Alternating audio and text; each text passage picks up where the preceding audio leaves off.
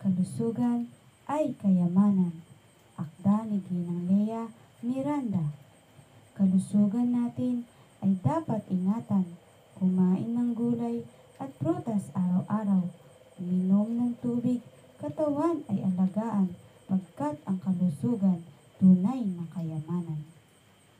Mag-ehersisyo tayo, huwag laging nakaupo, matulog ng tama at laging maligo, maghugas ng kamay, alisin ang mikrobyo, sakit ay maiiwasan, sasaya ang buhay mo.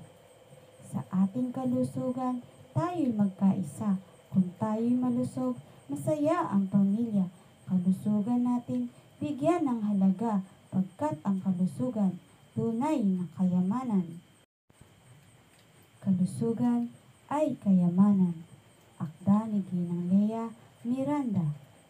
Kalusugan natin ay dapat ingatan, kumain ng gulay at prutas araw-araw, uminom ng tubig, katawan ay alagaan, pagkat ang kalusugan tunay na kayamanan.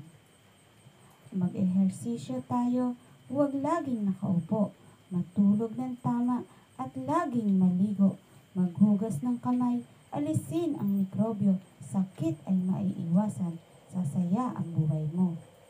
Sa ating kalusugan, tayo'y magkaisa. Kung tayo'y malusog, masaya ang pamilya. Kalusugan natin, bigyan ng halaga, pagkat ang kalusugan, tunay na kayamanan. Kalusugan ay kayamanan. Akda ni Ginang Lea Miranda. Kalusugan natin ay dapat ingatan, kumain ng gulay at prutas araw-araw, uminom ng tubig, katawan ay alagaan, pagkat ang kalusugan, tunay na kayamanan.